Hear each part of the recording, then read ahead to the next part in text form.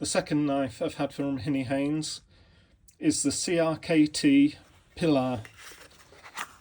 It's the UK version, non-locking, and the Henny Haynes special edition. It's a nice little chunky blade. It's 64mm long by just under 4mm wide.